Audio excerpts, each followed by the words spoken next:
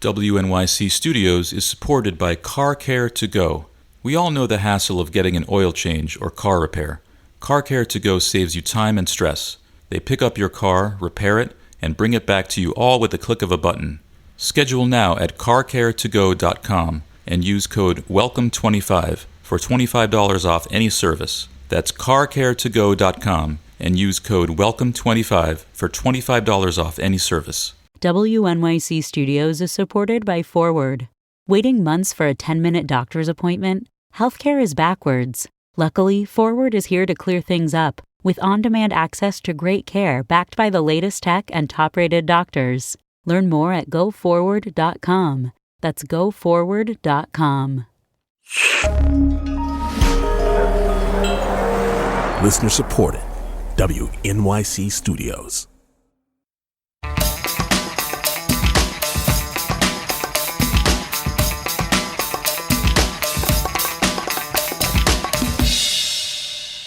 Full Bio is our monthly series when we dig into a deeply researched full-length biography and break it down over the course of a week. This week we will learn the origin story of the family behind Purdue Pharma, the makers of the opioid OxyContin, the hugely profitable and addictive painkiller that the CDC says has contributed to the deaths of more than 500,000 people in the United States since 1999. Our guest is Patrick Radden Keefe, author of Empire of Pain, The Secret History of the Sackler Family. Forbes listed the Sacklers as one of the 20 wealthiest families in the United States. Keefe, a New Yorker staff writer, interviewed hundreds of people and reviewed scores of documents and testimony to tell the story. The Sacklers, who are now embroiled in litigation and who have threatened to sue Keefe, declined to be interviewed for this book. For years, the Sackler name has been synonymous with philanthropy and wealth. The family is given to art and academic institutions around the world.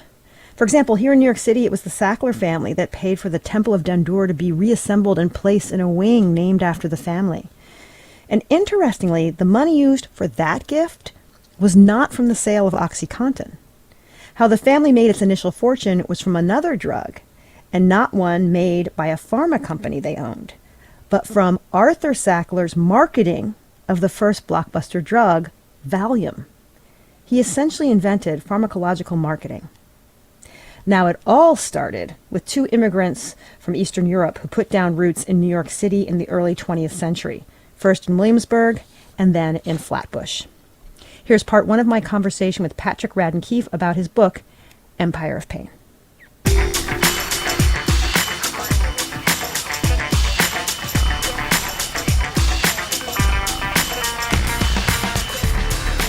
So, Patrick, Arthur Sackler's father, Isaac, came to the United States from Eastern Europe in 1904, and then his mother, Sophie Greenberg, came to the U.S. in 1906 from Poland. He was quite a bit older than she when they married. What were their aspirations for their family? Well, I think it was in some ways a fairly traditional, recognizable conception of the American dream, that they came to this country not speaking English, not really knowing many people, and wanted to create security for their family. They wanted the kids specifically to become doctors. There was this pretty specific ambition for the three sons that they had, that they would become physicians. And I think that they wanted to create a family name that would mean something, kind of leave their mark on the country as a family. Isaac had a grocery store at 83 Montrose Ave in Williamsburg called Sackler Brothers. You can now rent an apartment there for $4,600. They had three sons, Arthur, Mortimer, and Raymond. You write they spoke Yiddish at home but encouraged their sons to assimilate. And Arthur was actually born Abraham. When did he change his name and why? What did he think it would achieve for him? So I don't know. And here I'm kind of forced to speculate. I didn't even know that his name was Abraham until I tracked down all these old census records where you see the names and ages of the members of the household. And originally he's, when he's quite young, when he's a toddler, when he's little, he's listed as Abraham Sackler. And then eventually in the census, he becomes Arthur Sackler. And so at some point, I think probably in childhood or adolescence, he casts off that name. And I can only speculate about why, but I do think that in some ways this is very much a story of assimilation, and that these were, the younger Sackler brothers sort of saw themselves as young Americans in a new century. They were really, I think, drawn to the notion of kind of rebirth, right? Of sort of creating your own story, not being too tethered to the past. You make a note that later in life, Arthur spoke about his high school years at Erasmus High School on Flatbush Avenue. And Arthur called it, you write here, a temple to American meritocracy. Why was that concept of meritocracy important to him, at least as a young man? So Erasmus, which is still there, Erasmus Hall High School, was this amazing institution. It traced its roots back to the Dutch in New York, but by the early 20th century, it had become this huge, like one of the biggest high schools in the country. I forget exactly how many, but it was something like 6,000 students. And many of the students were people just like Arthur and his brothers. They were the children of immigrants. There were these big waves of immigrants who were coming into New York City at that time, and specifically into Brooklyn. And what was fascinating to me was that, on the one hand, Arthur and his brothers are, they have certain privileges, right? They're young white men. And so it's not that these opportunities were necessarily afforded to everyone, but there was a sense that if you were certainly a young male in the 19-teens, and your parents had come over from Europe and didn't necessarily speak English and were working hard jobs and didn't have much money, through the vehicle of education, you could rise as high as anyone else in the country. I think that was very much the kind of spirit at Erasmus during that time.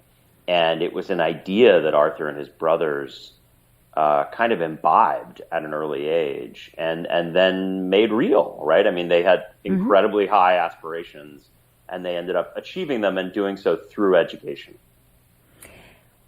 What would you say were the outstanding characteristics or values from the parents that they passed on to the Sackler children?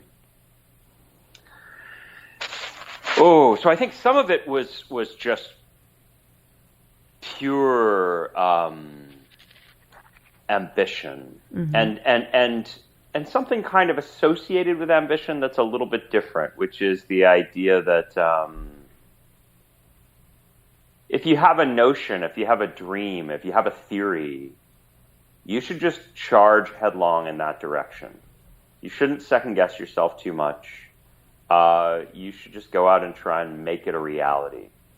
And that's this quality that those original three brothers had, and then that I think actually gets kind of passed down through the generations in the family. So that was a big part of it. I think a reverence for the practice of medicine, a sense that that there's really no more noble profession than the medical profession, that physicians are, they're almost like priests or rabbis, that they have a kind of revered status in our society. They do very well financially, but also that they are these kind of august moral figures. I think that was an idea that got passed down from the parents. And then the last big one would be this notion of the kind of sanctity of the family name, the idea that that if you carry a name, in this case the name Sackler, that's a great privilege, but also a responsibility. There's a kind of obligation to honor that family name through good works. My guest is Patrick Radden Keefe. We're talking about his book, Empire of Pain, The Secret History of the Sackler Dynasty.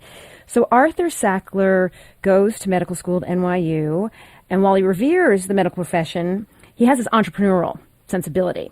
And you got into, in the book, you write that he kind of wrote the playbook on medical advertising. You write, quote, he seemed forever to be dreaming up new synergies between pharmaceutical science and commerce. He becomes this ad man, and he works at Pfizer. He helped introduce native advertising, those inserts that look like editorial content but are actually ads.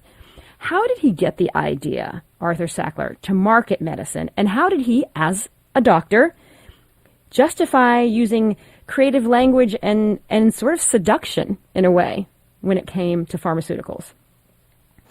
I think it starts really early for Arthur. So when he's really still a teenager, he's at Erasmus, and the Great Depression is happening, and his father loses everything. And so suddenly there's this pressure on him. He's barely out of junior high school, and he needs to start working in order to help care for his family. And so he starts getting all these jobs as a high school student, and a number of them are these kind of marketing and advertising jobs. So he runs advertising for various student publications, and one of the advertisers was this company called Drake Business Schools. It wasn't really a business school. It was kind of a chain of basically clerical education schools, and they would advertise at Erasmus. And at a certain point, he's handling all this advertising, and Arthur proposes to Drake Business Schools, what if I became your director of marketing, at all of 17 or something? And they took him up on it. They gave him the job, and he had access to this huge student body who they were trying to recruit. He ends up getting jobs for his brothers who were doing advertising in student publications. So they actually had, one of their clients was Chesterfield Cigarettes. So they're doing cigarette ads for their fellow students. And so this was really the first kind of job that Arthur got. But he also always knew he was going to become a doctor. And then what happens is when he's in medical school, he starts working on the side in pharmaceutical advertising, because he's able to fuse these two interests that he has, where he's very interested in the practice of medicine and in the new drugs that are getting created, but he also knows how to sell things to people. He has this Don Draper quality, this kind of preternatural ability to figure out how to make people want to buy things. And specifically, this is where it gets really interesting. It's not really consumers that Arthur's thinking about, it's doctors. And so to your question about, how did he justify these techniques, it sort of goes back to his parents and their notion of doctors as like incorruptible, as unimpeachable. So what Arthur would say is, it's not really advertising when you're telling doctors about all these new wonderful drugs they should be prescribing. It's really just education. That you're doing a service for the doctors. They want to know about these new products. And doctors could never be influenced in the way that, somebody flipping through a magazine might see a glossy ad for a car or a bathing suit and think, oh, I want to buy that. Arthur's whole contention was, oh, well, doctors would never be influenced that way. They're far too shrewd, and all they're thinking about is appropriate care for the patient. But this is a paradox, because he then ends up starting a pharmaceutical advertising firm, which is the whole premise of the thing, is that you would influence doctors, you would change the way they prescribe. And the way that Arthur Sackler became rich was through Valium. I'm not sure a lot of people know that. They immediately think about opioids, but Arthur Sackler became rich through the introduction of Valium, not by working for a pharmaceutical company or an R&D wing. It's by the way he structured his deal to be paid for the advertising. Would you explain that? Yeah, so he ends up having his own pharmaceutical advertising firm, this kind of niche company that then becomes really big, called William Douglas McAdams. And he joined it as an employee, but then takes over and then buys the company, buys the firm.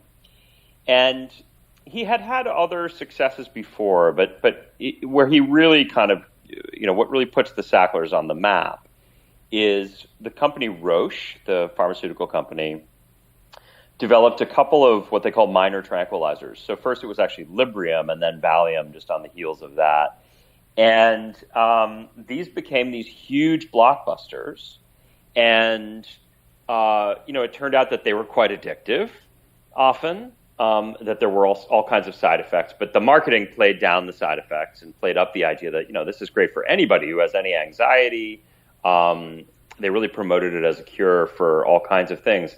And Arthur was the genius behind that campaign. And when he was looking to get compensated, what he said was he sort of designed a deal in which he said, I want to get a series of escalating bonuses based on the volume of the drug that you move, and with no ceiling on it. So, the more you sell, the more I make. And, what happens then is Librium, the first of those drugs, becomes the biggest blockbuster of the day. And it continues to be until it's succeeded by Valium, which is even more successful. And for a long time, Librium and Valium were both in the top 5 drugs being sold across the land. And each time one of those pills gets sold, that's more profit for Arthur Sackler. So he became vastly wealthy on the basis of those 2 drugs. We will continue our full bio conversation with Patrick Radden Keefe about Empire of Pain and learn more about the Sackler brothers, Arthur, Mortimer, and Raymond, who grew up and then grew apart, and how eventually the younger siblings became estranged from their paternalistic older brother, Arthur. This is all of it.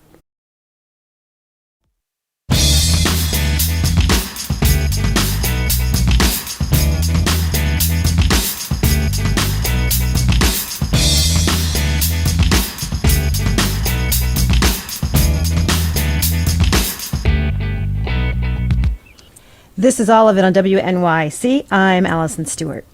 We continue today's installment of Full Bio, a discussion of the book Empire of Pain, The Secret History of the Sackler Dynasty by Patrick Radden Keefe. While many of the world's finest museums have now declared they will no longer accept Sackler money, and some have removed his name from their galleries, in the past they received huge philanthropic gifts.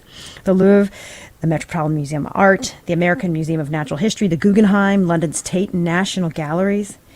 It all started with Dr. Arthur Sackler, who upon becoming a wealthy man began to live an interesting life. He married 3 times, at one point even calling his third wife Mrs. in public before having divorced his second wife. He obtained property in the area, farmhouse in Long Island, various properties on the Upper East Side of New York City, where his family members still buy and sell today. Get this, in January 2020, one of the Sacklers sold their 11,000 square foot townhouse at 8 East 75th Street for a cool $38 million. Wildly wealthy from the sale of Valium, in the 1950s, Arthur Sackler became obsessed with art and artifacts, and he sought to become part of New York's philanthropic class, but was careful to make sure it worked out well for him. We continue our full bio conversation with Patrick Radden Keefe, author of Empire of Pain, The Secret History of the Sackler Family.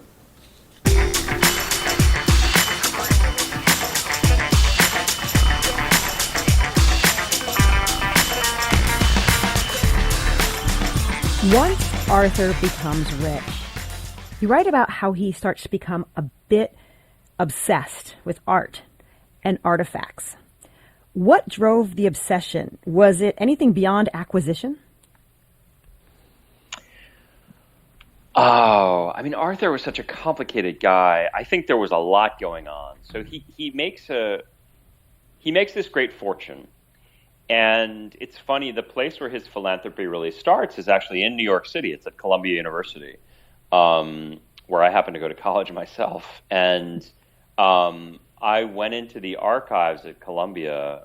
This is pre-COVID, back when you could actually physically go in, and found all these amazing old correspondence and letters and notes and memos about the relationship with Arthur Sackler.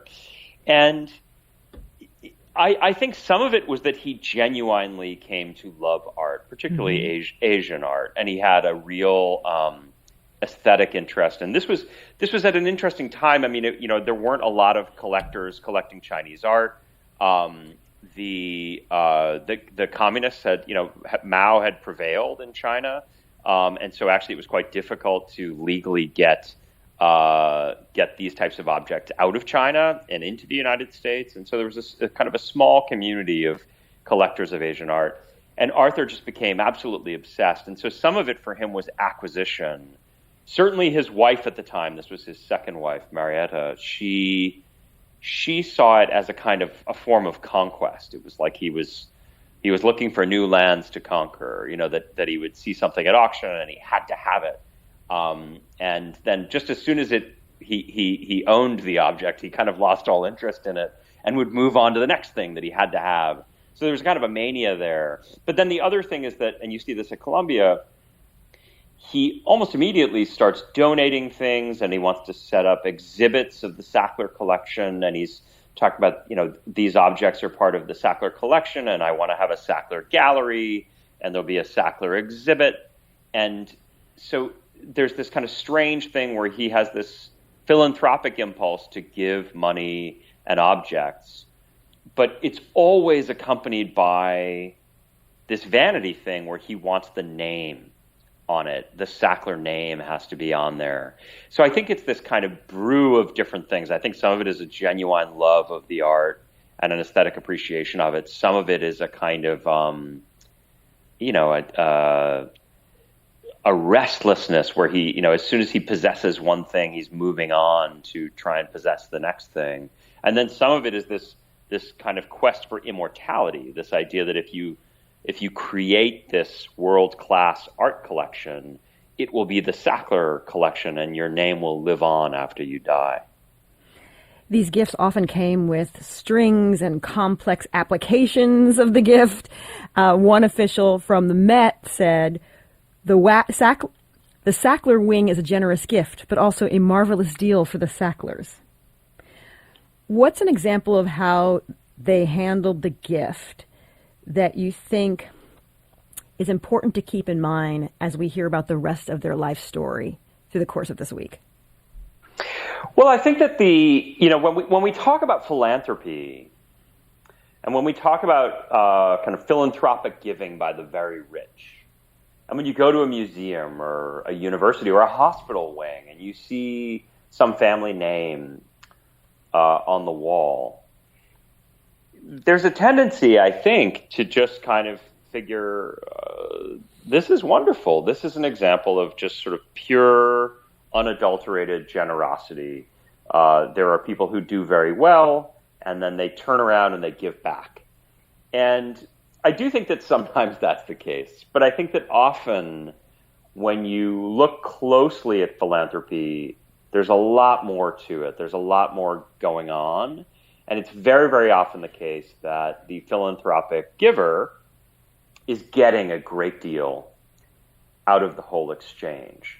So in the case of the Sacklers, there are these naming stipulations, right? They're not giving anonymously. It's actually the opposite of anonymous giving in the sense that they say a condition of us giving this gift is that you put our name on the wall and that it stay there forever.